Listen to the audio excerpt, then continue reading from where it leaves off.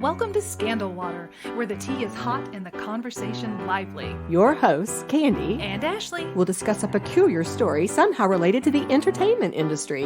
This podcast might not change the world, but it just might satisfy your thirst for an intriguing tale. Oh, it's that time of day. Tune in and hear what the ladies say. It's time to bend your ear when the silver screen appears. Stories about the stage and screen and everything in between. So come on and join the fun. The curtain opens in 3, 2, 1. Stories in Scandal Water, it's where you need to be. Stories in Scandal Water, let's pour you a cup of tea. Hello, Ashley. Hi, Candy. I'm happy today. You're happy today. I am happy today. Okay. Because when, in the beginning of our podcast, we had a lot of surprise episodes, but we haven't had as many lately. I know. But today is another one of those surprise episodes. Yes, and it I'm is. happy about that. And I'm also excited because I think this is one that you're going to like. Oh, I'm interested in that. think you'll And have a we've lot had to a whole say. month of the way you always wanted to do the podcast, the cornucopia of topics. Well, we'll see. We'll see if my prediction holds true. But I think that this is going to be one where you're going to have a lot that you want to offer. I think you're going to weigh in a lot. Oh, good. Okay? All right. So, I like to start with a little warm-up question, Yes. which will probably give away the topic, but Oh. we'll see. Okay. So, Ashley, in my research, I ran across this little article that was on a website called rediscoverthe80s.com, and they had researched the top 10 grossing movies from the 80s. Okay. Would you like to take a few guesses as to what you think some of the top 10 80s movies might be in terms of how much they grossed? How much they grossed. Okay. I feel like we talked a little bit about this when we talked about Karate Kid, but I'm going to guess 80s. I'm going to say something Star Wars, Indiana Jones and the Raiders of the Lost Ark, Ghostbusters. Nice. I don't know if the Goonies would make it. It's kind of become famous. I would assume Karate Kid will be on there too. Caddyshack. That's what I'm guessing. All right. You did really well. Here they are. Number 10, Top Gun. Top Gun. Ah.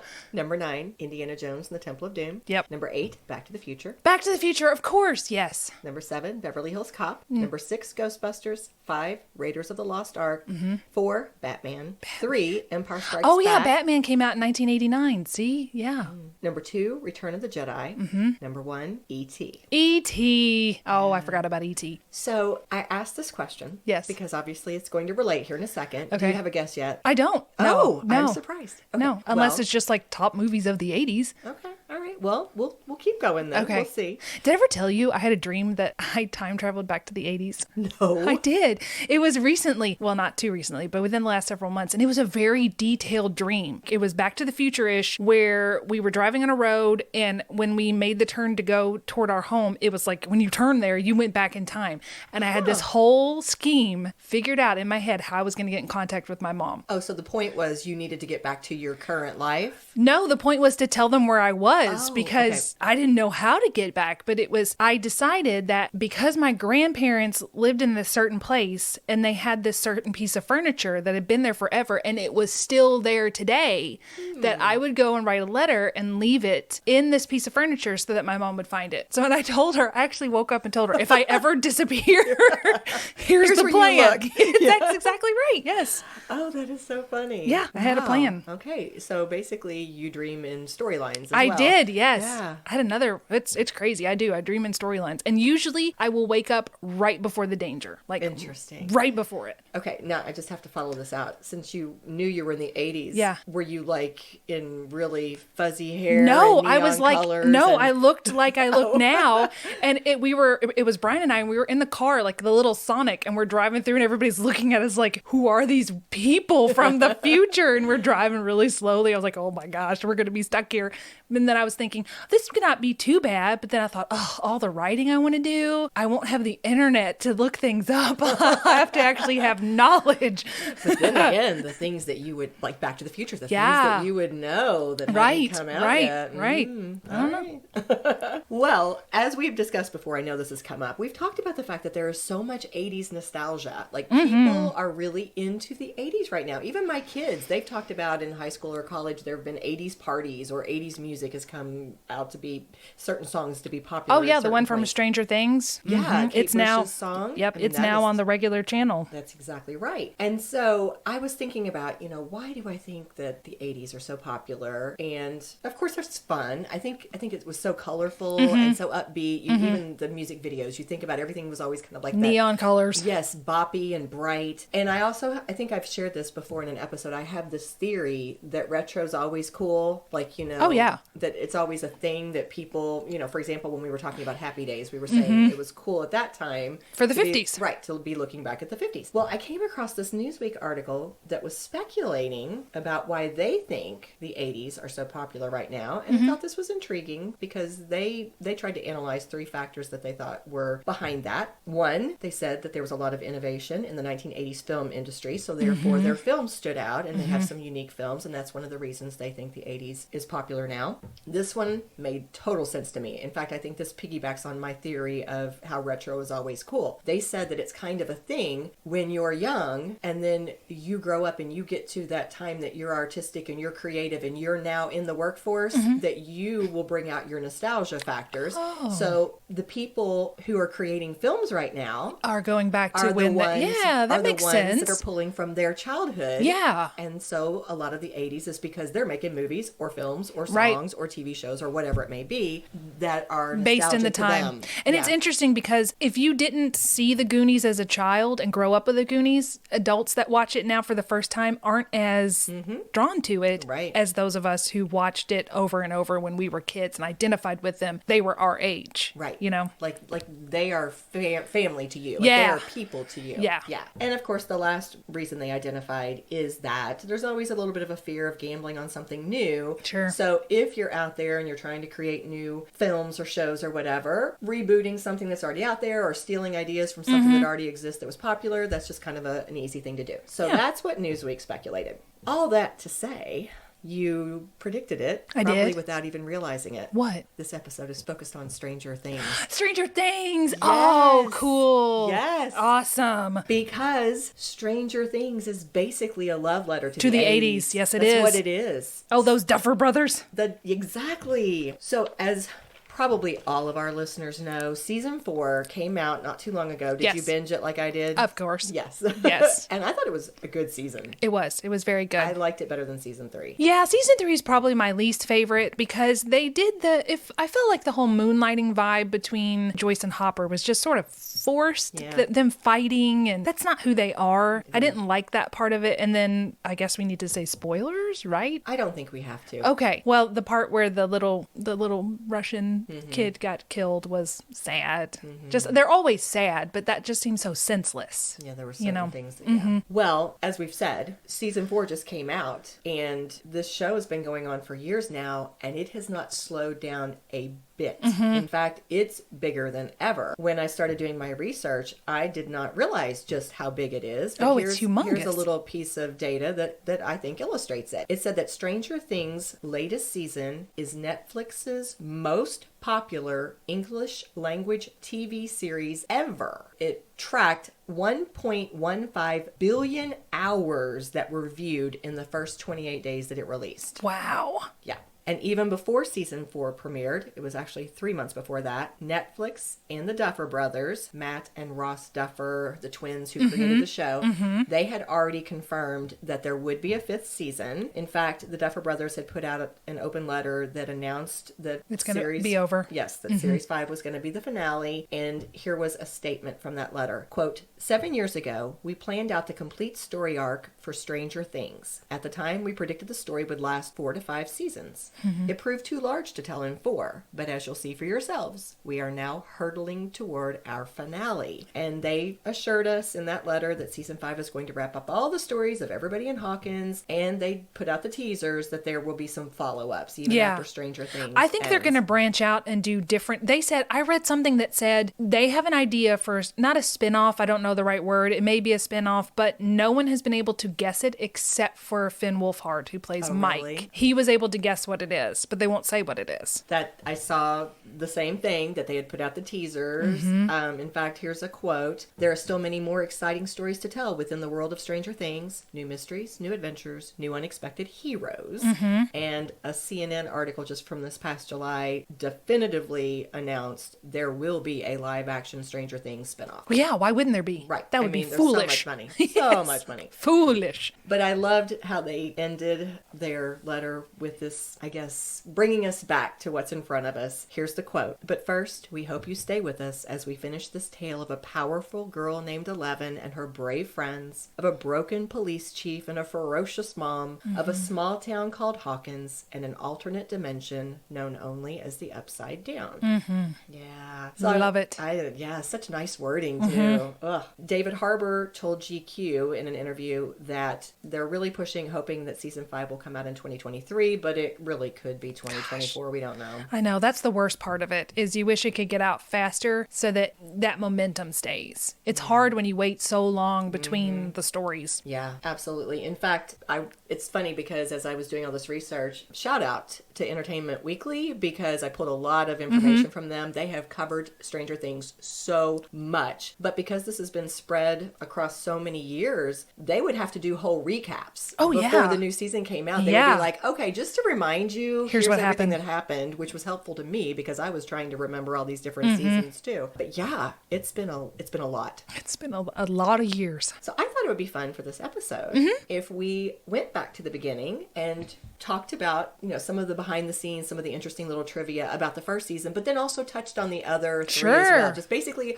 we're going to take a little walk through Stranger Things. Nice. I was actually thinking just the other day, like, it's Halloween season. I need to rewatch the first season of Stranger Things because it took place during the Halloween season. So before we jump in, I'm going to ask you, do you remember your reaction to when Stranger Things first came out? Because I was blown away. I remember not being on the train as quickly as everyone else. Our friend Rachel is actually the one that introduced me to it. And she loved to do this thing where she likes to spook me out. Imagine that. So she came over and we watched together up through when Barb died because she was excited to see my reaction to this, which was appropriately entertaining. Yeah. And then I can't remember if we watched the whole season together, but after that I was really stuck on it, and I introduced it to Brian, and I remember rewatching it. He would say, okay, one more episode. Yeah. Okay, just one more episode, then we're stopping for tonight. But you were so drawn into it. Yes. Oh, and I do remember, like, even from the very beginning, that 80's vibe. And also, I think it was maybe it's not, in my mind, I'm wanting to say it was kind of an 80's idea to take young children and put them in danger. Like, just that, like, The Goonies did that. Right. I mean, so many of those movies, like, that's just what happened. Whether you had It or whether you had Stand By Me. Or, so many things. It was like these young children who were banded together against. Well, yeah, that's what makes you want to root for the kids. They're so vulnerable. Yeah. And they're the ones in danger, so your heart immediately goes out to them. These poor, fragile little children. But they're not that fragile. At least I like the line, she's our friend and she's crazy. Yeah. Well, we were excited. Kirk and I were on it from the word go. There was so much hype. I do remember that. And I remember even from the opening of the first episode, within the first few minutes, it was so in your face. It's like, not only did you have this great storyline that was immediately engaging and drew you in, and you had that suspense from the first few moments, or beginning, I don't know how quickly it came in, but it was fast. But you also saw the, as I said, in your face nods to the 80's. Oh, yeah. Like even the opening credits. Oh, and, yeah. And the music and the electric sounding. I liked it because it was just exactly in my wheelhouse. The only thing that would make this more perfect to me is if in season 5 they time travel in some way. Like, this would be the encompassing of everything that I love, because I love the supernatural elements. I love the alternate dimension. I love that it's got kernels of truth in it, because Montauk was a real thing. They really did this to these children. So they've got little kernels of truth spread out throughout this whole series, and the 80s nods and all that stuff. It's just right in my wheelhouse. Oh, awesome. All right, well, this is going to be a fun episode. I thought it would be. Well, from Entertainment Weekly, here's just a very brief summary to capture that first season. The series is set in small-town Indiana in the 1980s, where a mother, Joyce Byers, played by Winona Ryder, searches for her missing son after he disappears under mysterious circumstances. She enlists the help of local authorities in her quest to locate the boy, though she uncovers a series of government experiments and supernatural forces along the way. And of course, as we've already alluded, Netflix in their press release literally said the series functions as a, quote, love letter to the ubiquitous cult classics of the 1980s. Now, again, from Entertainment Weekly, one of the things that they did that was cool was they got the actual brothers, the Duffer brothers, to either weigh in through interviews or literally write so many of the little articles that appeared in Entertainment Weekly where they would give recaps or they would give behind the scenes or they would share their thinking. So much of this information came from the brothers themselves, which that's I great. thought was very cool. Yeah. A lot of these insights, straight from Duffer Brothers, again, credit to Entertainment Weekly. But one of the things that they said was they grew up loving the films of the 70s and 80s. They said they were particularly obsessed with the movies of Steven Spielberg and John Carpenter and the novels of Stephen King. And so they pointed out that though their stories might have varied widely in a lot of different ways, one thing they said that all their stories have in common is, quote, they all explore that magical point where the ordinary meets the extraordinary. Yes. Now, you've already alluded to it. In these articles, now you called it truth. The articles I said it was a conspiracy theory that a lot of people believe, and it sounds like you do. Yeah. But they said this show was originally going to be called Montauk because it was inspired by the Montauk Project. They said this is a long-held conspiracy theory that's out there that the U.S. military conducted experiments on children in Montauk, New York during the 80s. The actor who plays Dustin, Gatton Matarazzo, had a quote in one of the articles where he said, it's based on a place in Montauk, New York called Camp Hero. There were, like, rumors of secret government spies doing human experiments to fight in the Cold War. It's based on that one government lab. Now, to go on with this, people who believe this theory claim that children were kidnapped and abducted and had mind control experiments conducted on them for psychological warfare research and time travel. The experiments were allegedly conducted at both Camp Hero and Montauk Air Force Station, and one fella, Preston B. Nichols, claimed to have been one of those abductees, and he ended up publishing a book about his experience called The Montauk Project. Oh, I'd like to read that. Experiments in Time. Because Now, basically 11 is remote viewing. I've never really grasped how they do it, but it's, The Men Who Stare at Goats, that movie, that's also based on something that the government did, which is teach people how to remote view, which is to be in one spot and to be able to view something else. She's remote viewing. I've never heard that term before. Yeah. Okay, I'm with you. Yes, I totally see what she does. Yeah. Now, this same article went on to point out that the Montauk Project is a conspiracy theory. Many people believe it, many people don't. But they said that the CIA actually did conduct a program called MK Ultra. Oh, yeah. And the purpose of that project was to develop drugs that could weaken people through mind control, and it was organized in collaboration with the U.S. Army Biological Warfare Laboratories. So they'll cop to the adults, but they won't yet cop to the kids.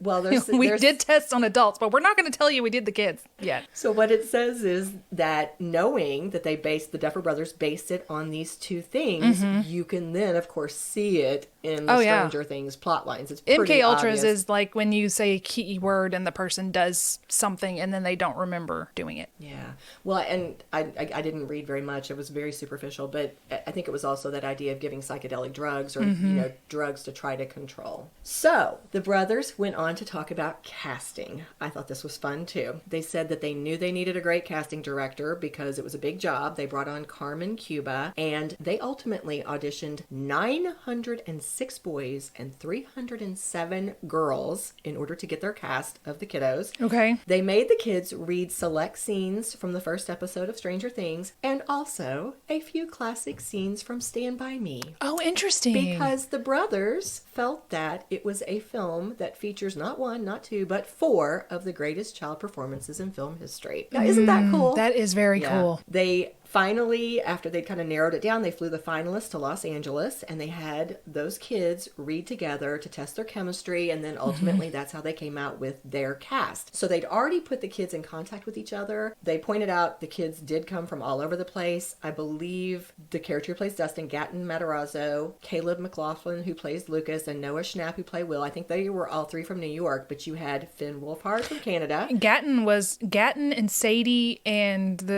I don't remember the boy's name that plays Lucas. They were all on Broadway, I believe. Sadie was in Annie. I don't remember what Gatton was in, but that's cool that they let Gatton sing in that one episode. Oh, that's cool. Yeah. And of course, Millie Bobby Brown is from the UK. Yep. Yeah. So they came from lots of different places. And the brothers said they knew they wanted the kids to act like best friends, which means they really wanted them to be friends. So they tried to set them up to have a relationship right away. And they said they didn't even have to work hard. That once those kids connected, they got each other's phone numbers and they texted all summer. So by the time they actually Is this after they were cast? The ones they picked? Okay, yes, gotcha. Yes. After they were cast and they'd met each other, they did not start filming until after the summer when they came together in Atlanta, but the kids had been texting each other all summer. Perfect. Like they were already this close-knit group. So that's the kids. They had a great setup going over there, but they knew they needed a really strong adult to anchor the show, is what they called it. That was their phrasing. And so immediately the casting director, Carmen, wanted Winona Ryder to play Joyce. And especially because she's from the 80s. Exactly. She's a huge star of the 80s. And that's what the brothers said. Yeah. They said they fell in love with the idea immediately because they were big fans of hers. Like they associated her, especially with the 90s. I think she was very late 80s or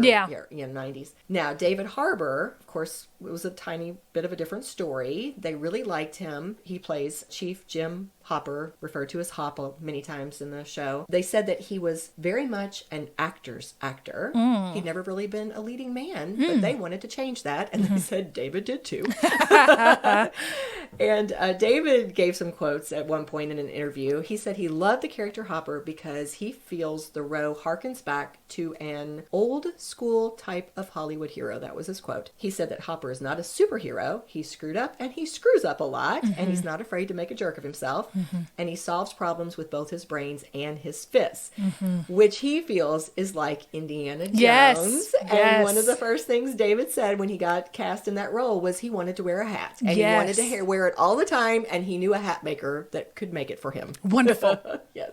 So moving into a few more of our pieces of trivia about season 1. And actually, I know you know a lot, so you jump in at any time if you want to throw something out there. But remember how we talked about the opening title sequence and how it immediately brought you into the 80s? Well, that's because the brothers wanted it modeled after the work of Richard Greenberg. He was the fella who had designed the title sequences for movies like Alien, Superman, The Goonies, and The Untouchables. And so these brothers really loved the way he would use the lettering of the movie titles to, this is their quote, create hypnotic combinations of movement and color and shadow. Interesting that they used the word hypnotic. So they got their little group that was working for them, the Imaginary Forces is their name, to model after Richard Greenberg, and that's how they came up with that opening title. I love it. I love watching credits when they're interesting. You know, sometimes I can tell by the opening credits if I'm going to enjoy the show. It's true. It sets a tone. This is another just random little fact. For the isolation tank scenes where Eleven had to be fully submerged in that underwater tank, she was able sensory deprivation. Yes. She was able to breathe by wearing a Sea Trek helmet, which is designed, they said, for shallow underwater walking. And above water, it actually weighs 70 pounds. Oh, wow. Yeah. But I mean, obviously in water. Yeah, it's fine. Flotation. Yeah. Now, every single season had multiple 80s movies that were the inspiration for some of their nods or some of their straight up, I don't know, sequences or events that would happen. Yes. I can't name them all. We'd be here all day. But just to kind of pick out a couple. In the first season, not even subtle, they did try to give some shout outs in the way they handled things to point us back towards E.T. So for the bicycles and stuff. Yes, yes. The bicycle scene was in episode 7, straight up reminiscent of E.T. That wasn't, right in our faces. Also, the brothers talked about in their chapter 2, they said E.T. is about a connection between E.T. and Elliot. You know, kind of this extraterrestrial, this alien which is thing kind of and a 11, human. right? That's exactly what they said. Yeah. They were thinking about that as they were trying to show the connection that was starting to develop between 11 and Mike. Yeah, so that was very much And the little intentional. dress she wears. Yeah. When so- she's in the pink dress, that's what E.T. was wearing, right? I don't even recall, but now When that they you're saying dressed, it, that I makes think sense. so. Yeah. When they dressed her up in the blonde wig and the pink dress, I think it was the same thing as E.T. was wearing. Yes, that's such a good point. I hadn't even thought of that. And then another nod was in episode 4, they literally titled it The Body, which was obviously the same title for Stephen King's short story, The Body, which was the basis for the film Stand By Me. Okay. Yeah, and they said, here was a quote from them, "We love that story and that film with all of our boyish hearts, and its DNA is written all over the show." And of course, they even have a little scene where they're going down the railroad tracks, Yep, yes. straight up from Stephen King. Now, talking about the monster, they said it had always been a lifelong dream to create a monster and to bring it to life on screen. And they specifically said not computer generated, but for real. They wanted to build it because they said a lot of filmmakers their age grew up on films that existed before computer graphics. Yes. And they felt like when they thought about their own, favorite monster or horror movies, those real monsters Were better than the CGI. That's what they thought. So they knew from the very beginning they wanted to build an animatronic monster. So to design it, they hired a guy named Aaron Sims, who they called a wonderful concept artist. And they talked about all the old movies and what they loved about them. And that's how they kind of came up with their idea for their monster. Here's a little quote again from the brothers. "We all felt their monsters," meaning the monsters from these 80s films, "were so effective because of their strangeness. If you were to encounter a being from another planet or dimension, we imagine it wouldn't look like anything you'd expect. The more bizarre, the more frightening. Eventually, we landed on the design you see in the show. An unnaturally thin monster with no face, long arms, and a head that opens up like a disgusting flower when it's feeding time." Yeah, like a starfish or something. Yeah. I'm going to pause for a second and ask you, did you like the monster? I mean, did you think it was scary or Did I think he was scary? how do you feel about the monster? No, I didn't think he was that scary. Me either. I mean, No. I was reading it going, oh, guys, I really love how thoughtful you were, but I didn't really like the monster. No, I didn't like it. I mean, Something about a flower opening up. I tell you, the thing that was even spookier to me was in the last season when their bodies were contorting. That was terrifying. That terrified me. I had to watch that through my fingers. Yes. But no, the Demogorgon, that did not scare me. Just a little aside from us, I think we're armchairing a little early, but I just had to ask because I was a little disappointed with the monster. Oh no, I was fine with it. I didn't want to be that terrified. I was okay. I'm like, I can watch this. Oh, okay. Well, there you go. Well, the next step after the design was made, they had to build it. They did that working with a company called Spectral Motion, who again had been involved with creating some other films. I'm very surprised they didn't use Industrial Light and Magic. Oh, well. Lucas's company. Yeah, that is interesting. Well, all this to say, they eventually ended up with their monster, which they loved, obviously, and I'm sure many people do. That's fine. But they did occasionally need some computer-generated special effects, which is, no problem. They did that with the help of that same artist, Aaron Sims, who also runs a small company that can handle CGI stuff. And maybe they didn't want it to be too scary because then some people wouldn't watch it, like me. Yeah. I think it was more about the uniqueness more than the terror. Yeah. Yeah. Like it was still very suspenseful, just not horrifying. Yeah. Yeah. One last comment about season 1 before we move on to season 2. Found out that the Duffer brothers were originally going to kill 11 at the end of the first season. No kidding. Did you know that? No, so when she went through the wall, that was supposed to be her actual death? I don't know if that was going to be the exact way they did it, but they were in a little Q&A at a university, and one of the brothers explained that originally this was pitched as a limited series. They thought it was just going to be this one season. Oh, just the one season. And so their idea was that 11 would sacrifice herself to save the world, and that would be the end. But then when they started to realize this was going to go on, that changed everything. Yeah. Because I was thinking if they killed her off, then what's the point of the rest of the seasons? It's focusing on her story. Exactly. Well, actually, before we move on to season 2, do you think we should take a little break? Let's do it.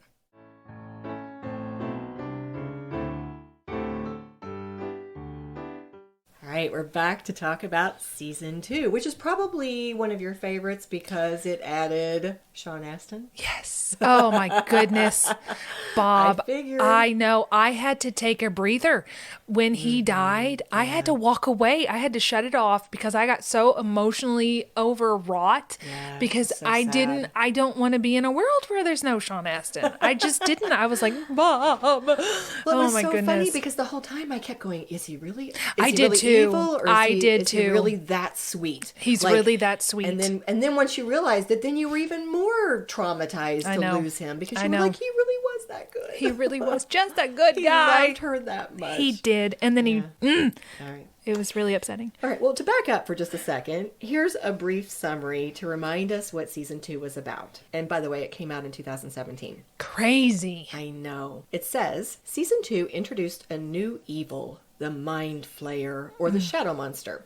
It's basically a giant, horrifying spider larger than the entire city of Hawkins. That'll do it. The Mind Flayer controls the Upside Down and everything inside it, from the Demogorgons to the Vines. In season 2, the monster took over Will's body until the end of the season when Joyce used heat to draw it out. During the season, 11 also spent a great deal of time hiding from the government and living with Hopper until eventually she got tired of that and ran away. Ends up finding other Hawkins lab children and also discovered that Papa was alive. Yes. Yeah, so those were some of the big things. There were more, of course. We also brought in some newcomers. This is where we had the character Max. Oh, yeah, Sadie. Yes, she came in, and her older brother, Billy. And, of course, they're going to end up playing an even bigger role as we move through, but we started having a little more romance in season 2. All kinds of things happening. Kids are here. older. Hormones are raging. Oh, yes. So, about Bob. About Bob. What about Bob? In this Entertainment Weekly article, they gave a little quote. They called Bob Newby a kind-hearted former nerd who went to high school with Joyce and Hopper and now manages the local Hawkins Radio Shack. I think it's a stretch to say former nerd. He's still fully a nerd, but he's a wonderful, sweet, darling nerd. Yes. And the writer of this article went on to comment that the casting of Sean Astin, who played Goonies leader Mikey in the iconic film, Yes. may be the biggest nod yet that the Duffers have given to the 1985 movie, which of course was one of the big inspirations behind Stranger Things. Oh, yes. I think Sean Astin actually went to them and said he wanted to be in it. He probably did. I didn't see that part. I did hear he had some comments about how he wanted to die, which I'll share with you here in a second. But before we get there, I was also going to comment that Paul Reiser comes in this season. Of And course, I couldn't figure out if he was good or bad either. Same. I couldn't. They I did was such like, a good or good bad, job. good or bad. Yes, they did a really good job of making us wonder. But he was cast as Dr. Owens, who was, quote, a high-ranking member within the Department of Energy on a cleanup assignment tasked with containing the events of last year. Yeah. And so season 2 opened the week of Halloween 1984, and there were some trick-or-treating scenes with that core group of the kiddos, of course, That's that right. we know, and Yeah. they were dressed as Ghostbusters. That's right, they were. So a fun little behind-the-scenes stories is that in order to use those Ghostbuster costumes, the creators, Ross and Matt Duffer, had to actually have a conversation with the film's director, Ivan Reitman, and star/co-writer Dan Aykroyd To get permission. We We know all about permissions now, don't we? They had to, oh yeah, they said that they had to approve it. Yeah. But the Duffer Brothers were such huge film fans of Ghostbusters and these guys that they were beyond thrilled to get to have that conversation. And they were also... Probably even if they said no. We're like, Right. we don't even care. We just want to talk to you. Well, they said that Ivan Reitman was so nice. He actually read their scripts. And this is a quote from Matt Duffer. He had seen the first season, or at least had heard of it, or pretended like he had. But they were really into being part of the show. Then they sent us all these Ghostbuster toys at the end of the shoot. So they were beyond excited about that. I think it was smart to allow it because they're not portraying the Ghostbusters in a negative light. And anytime your brand is not being portrayed in a negative light, why wouldn't you go ahead and allow it to be used? Because it's a huge revamp of interest in your brand. Right. It's free advertising. Yes. Yeah, obviously. In addition to Ghostbusters, Stranger Things this season also, you'll love this, had a little nod to Jurassic Park. When? That whole scene where the characters were trapped in Hawkins' lab surrounded by the Demogorgon. Yes. That was supposed to be Jurassic kitchen? Park. Yeah. The kitchen scene. Yeah. Oh, you guys. I Love like it. that you hadn't caught on to that. I did not remember that. Probably if I saw it or when I saw it, I would have remembered, but I'd forgotten. So isn't it ironic that Bob died in your Jurassic Park inspired scene? Whoa. Yeah. In fact, they said, here's a little quote from that article again. I'll paraphrase it. But they were talking about how Bob had to reboot the power and unlock all the doors, but ultimately gets eaten by a pack of the creatures just feet away from that exit door. And she has to watch it happen. And Hopper has to carry her away. So awful. Now, a fun fact. That was not the ending that was intended for Bob. He was supposed to die much earlier in the season. In fact, an early draft had his death occurring back around episode 4. There was this scene where Bob drives Will to school and he's telling him about standing up to this terrifying clown, Mr. Baldo, in his dreams. Yes. Well, in this one draft, that's where he's supposed to die because Will is supposed to be overtaken by the mind flayer in that moment and kill Bob. Oh, heavens. Yeah, but the Duffer brothers loved working so much with Sean Astin. Who wouldn't? Right? Keep him till the end. Let him live. Well, they were so impressed by the depth he had brought to his character that they wanted to keep him around longer. And they said that Sean specifically kept insisting, or probably requesting very nicely, that if Bob was going to die, he really wanted it to be heroic. Of course. Do what he wants. Give Sean Astin the world. And so here's a quote from Ross Duffer. Bob was always intended to die, but we fell in love with Sean and what he was doing with this character. Once we got to episode 8, we were like, we either got to do this or not do this. But I think it was important in terms of the stakes of the show. This is not a kid's show, and there are consequences, and people do die. Yeah. But we are sad to lose him because he really just blew us away. I love him so much. I just do. And it's not like a, romantic love. I love him like a person. He just seems so sincere, so earnest. Yes. In every role, you just believe him. I do. And you like him. I want the best for him. Has he ever played a bad character? I don't know. Like, I think that might be part of it. He's always played an extremely likable person. Like a Jimmy Stewart. Maybe. Yeah. Yeah. We may have the secret of Sean Astin figured out. We may. Well, that was a quick look at season 2. We're moving right on to season 3. We are skipping through. Season 3 debuted in July 2019. And again, we had a lot of summer going on through here. In this we kind of put 2 summaries together. So I'll read this from our IMDb was our primary source. In 8 episodes, the party plus Max and 11, the Scoops Troop, Nancy and Jonathan, and Joyce and Hopper follow separate trails to the same gruesome truth. The Mind Flayer is still creeping around despite 11 closing the gate at the end of season 2. And so then this other summary picks up there and says, again, the biggest villain in season 3 is the Mind Flayer. This time the monster goes against people in the town and possesses them, starting with the local rats, and then a lot of it revolves around the possession of Max's brother, Billy. And we also spend a lot of time in the mall.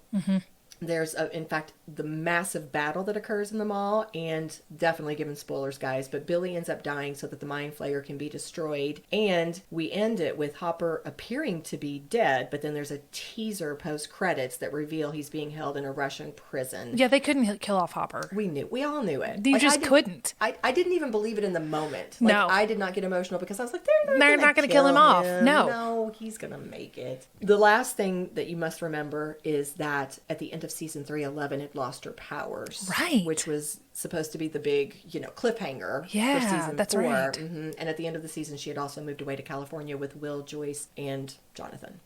Yeah. Because they thought Hopper was dead, so we're just getting out of Dodge. Right. Yeah. They wanted to leave us in this state of, oh no, nothing is all as their we friends know are it. apart. Yes. What are we going to do? And turns out we're going to wait 3 years.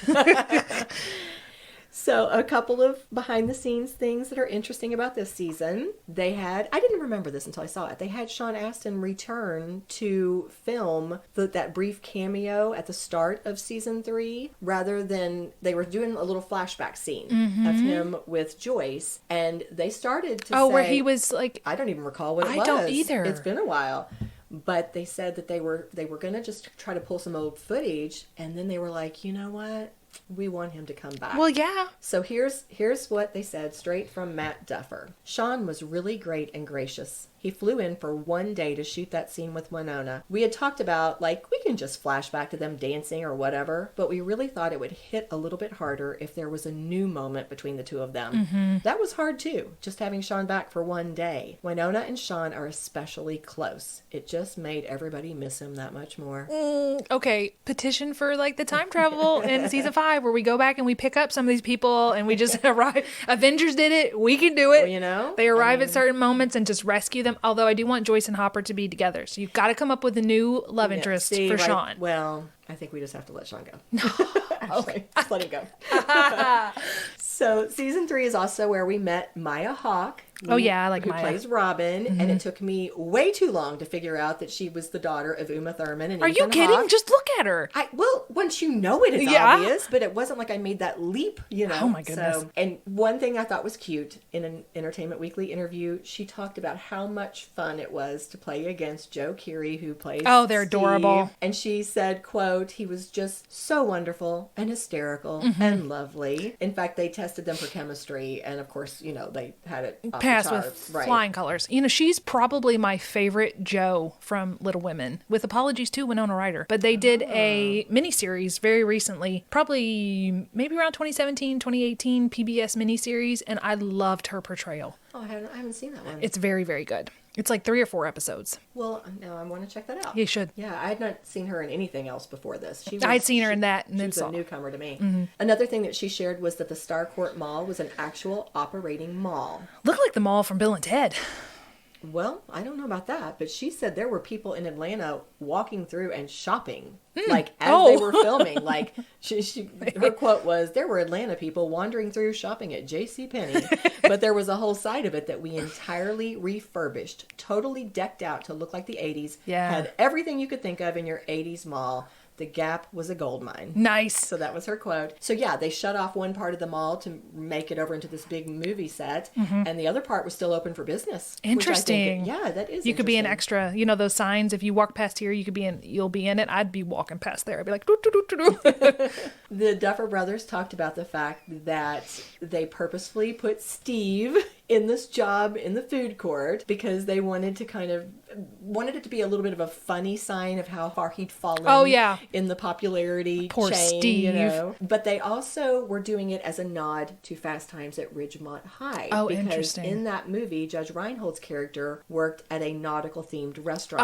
So that was a nod to an 80s movie. Gotcha. And another cute thing was that Maya pointed out that she actually liked her costume that she was in. She said that she has a little bit of some individualistic, quirky taste. She liked the high waist. She liked the stripes. It fit her style. She said, Steve, not so much. Not so much. I can't imagine Joe was why. not thrilled about that. And then the final piece of trivia is that Hopper's final fight scene was inspired by the airplane sequence in Raiders of the Lost Ark. Oh. Yeah. And then, of course, again, we ended with that cliffhanger that wasn't really a cliffhanger, you know. Right. Because they gave it away. Yeah. All right. We are now ready for season 4. Man, we are jumping through the years. We are. So, here's our summary. Due to the events in Hawkins and the imminent danger to her friends, Eleven goes off with Dr. Martin Brenner and Sam Owens to a secret facility to help her regain her powers, while Mike, Will, Jonathan, and his friend Argyle try to track her down. Meanwhile, we also have Steve, Nancy, Robin, Dustin, and Eddie Munson tool up to infiltrate the Upside Down and stake Vecna, who is a big bad guy in this particular season, in his coffin, while Lucas and Erica enter the terrifying Creole mansion to offer Max as bait. Yeah. And then in the series finale, only the Hawkins kids and Kate Bush. If you've seen season 4, you know that she's the one behind that song that is now popular again. It was an 80s song that didn't do well then, but it does now. Yeah. But only the Hawkins kids and Kate Bush can save the world. Nice. So before we talk just a little bit about a few of the trivia pieces, this is the one that we just saw. Yeah. That we loved. We've already kind of alluded to a few things. So just before we share some of these trivia pieces, let's just react for a minute because this one's fresh for us. Yes. My favorite scene, you want to know my favorite Yes. scene? And it's maybe not what you expect, but it's from a filmmaking perspective. The scene where, I don't remember what chapter it is, maybe 4, where they are in California and they go to the door because they think it's pizza that's being delivered. That's one shot. And you think, based on appearances, you think that the African-American man is going to be the hero of the scene and the kind of chubbier guy is not. But my goodness, that guy turned into Bruce Willis and he protected those kids.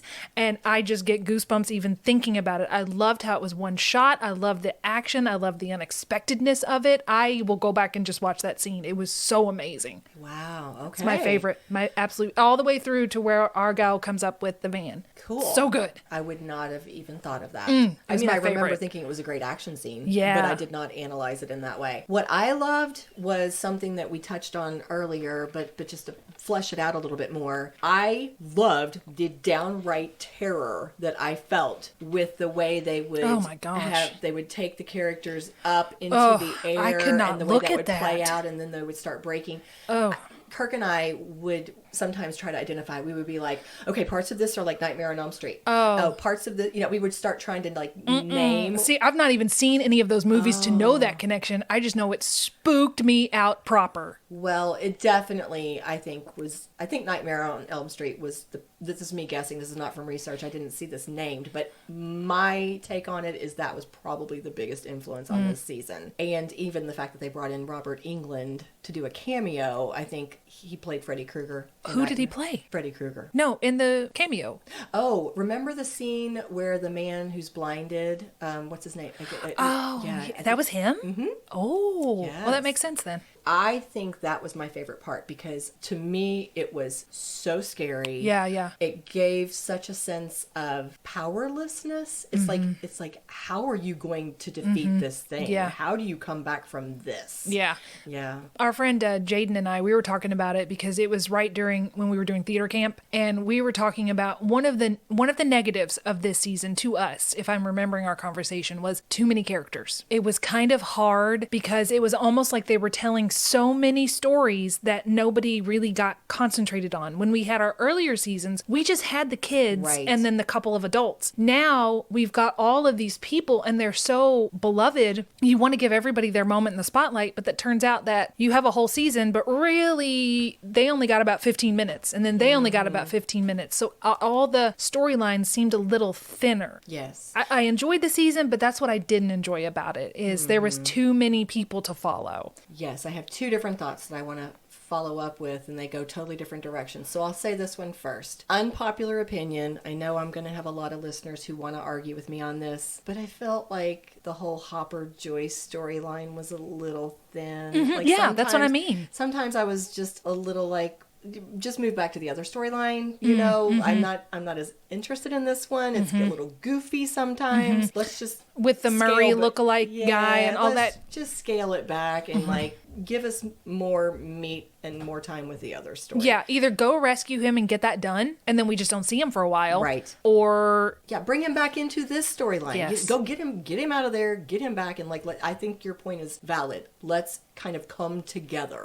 what I did like is in this one how the adults were very trusting of the kids because early on they were like, oh, they're kids, they can't handle this, they can't do that. And in this one they thought, yeah, the kids will take care of it. Right. They just trusted them, and I liked how everyone is kind of coming into themselves, like how Nancy used to be this ballet sweet girl and now she's got the shotgun and she knows how to handle herself. It's just not expected.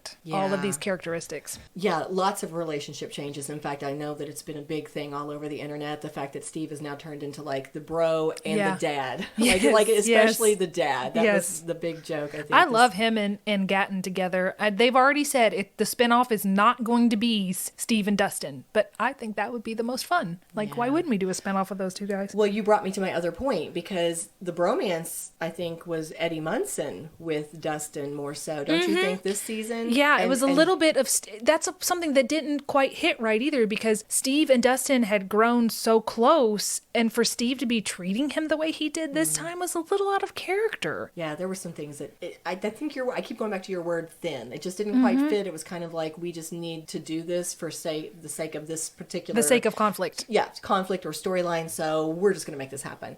Now, and I didn't even look up his name. I need to take a minute to look it up. But the fella who played Eddie, what was his last I name? keep hearing Eddie Munson. I was like, Eddie Munster? I Why know, did you I- name him that? I might have said that, actually. Oh, Joseph Quinn. There he is. Yeah. Joseph Quinn is the guy who played Eddie Munson, an 80s metalhead. Who looks like heads Robert up- Downey Jr. Hello. He did kind of, didn't Yeah. he? He heads up the Hellfire Club, which is Hawkins' official Dungeons and Dragons club. Yep. And he ends up being a central figure in some of the things that are going on. Right. But he was a breakout star. Yeah, he was. People loved they were very him. upset when he died. But think about it. Where was he? What was he supposed to do? Everyone thinks that he killed Chrissy. He can't go back. There's no proof that he didn't.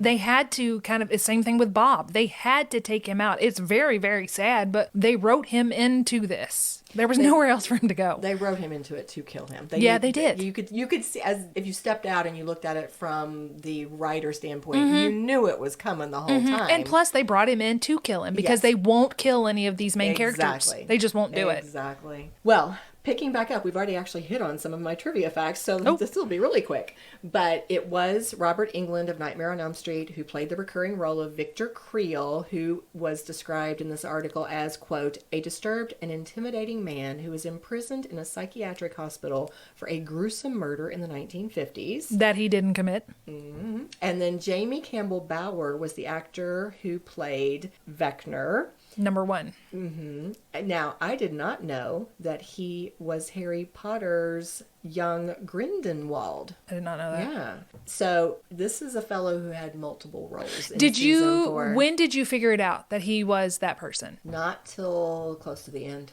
I knew he was somebody Yeah. because he was too creepy not to be somebody. And I knew he was manipulating her, and I knew he was lying. I figured out that he was number 1 before I figured out that he was... Are we going to say it? I think we have to. Okay, before he was Vecna. Yeah. I figured out, oh, he's number 1. He's the first one. But once you see the body type, you're like, oh, yeah, that's him. It makes sense. It makes sense. You know. Yeah. Yeah. I was the same way. I knew something was up. I knew he was going to play a role. I got to the number 1. And then, yes, I was a little late to the game on the other. All right. Well, that's it for the facts I had for season 4. Facts of life. I thought I would end with our armchair question. Armchair psychologist. Why do we love Stranger Things so much? Let's just weigh in. What is it about this series? Well, I think we talked about it in the top of for me at least, we talked about it at the top. It's got all the nostalgia and deep dives, Easter eggs. So people who watched a lot of television, a lot of movies like I did, not the scary stuff, but the other stuff, you recognize all of it and it pings that nostalgia like, oh, I remember that, but it's not, some of it's overt, some of it's not. The supernatural elements, at least in the earlier seasons, the deep characters, the way they interacted with each other, they seem like real people, real friends. Like we said, season 4 is a little thin. I hope that they go back to the roots of it in season 5 and concentrate more on story and not just showpieces. Like, here, look, you want to see this? You want to see that? No, just tell us a good story. I'm okay with stories ending as long as they're complete. And we can always go back and rewatch it. Yeah. And they got to end it. The kids are going to get too old. Yeah. I think we've said it, but I don't know that we named it. I guess in addition to it being thin, I think what I missed was we didn't get to see the relationships of everybody together. Exactly. They were separated everyone. That you only got to see them in pockets. So, like, we didn't see Hopper and Joyce with the kids. Right. Very much at all. Right. So I really hope we reunite and we get that whole bonding thing for the entire cast, because that's one of the things that you love, right? Exactly. And now we have Argyle. I thought they were going to leave Argyle with Dustin's little girlfriend, her sister Eden, because he clearly fell in love with Eden. I thought, oh, great. They'll just leave Argyle here. Then they'll go on back. He came back with them. Where's his family? Is no one missing him? I mean, he's a fine character.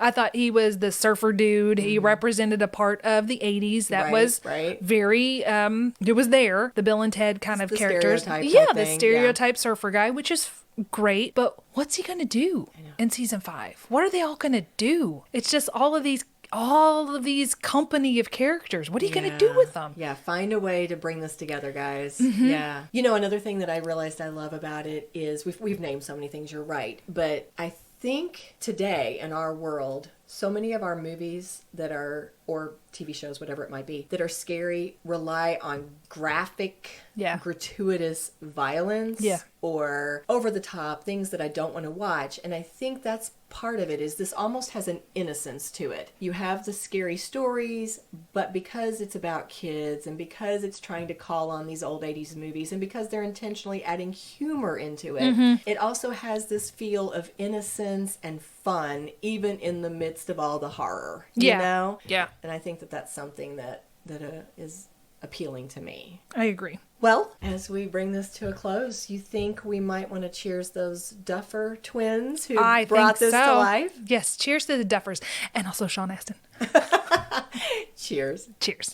If you love what we do, please rate and review our show. Or you can become a supporter by making a donation through buymeacoffee.com/scandalwaterpod. Whether a single gift or a recurring monthly donation, it would go a long way towards supporting our work and allowing us to keep the tea brewing. At our website, www.scandalwaterpodcast.com, you can submit questions or your own story ideas, access our sources and show notes, see the merch we offer for sale, and more. You can join the Scandal Water community through our Scandal Water Podcast Facebook page or follow us on Instagram or TikTok at Scandal Water Podcast. This episode was executive produced by Candy Thomas, that's me, and Ashley Raymer Brown. That's me.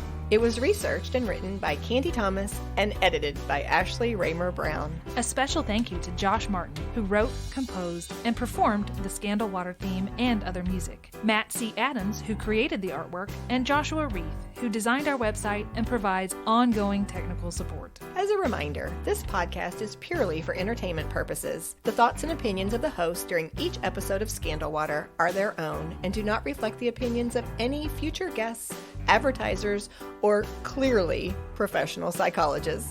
Thanks for listening.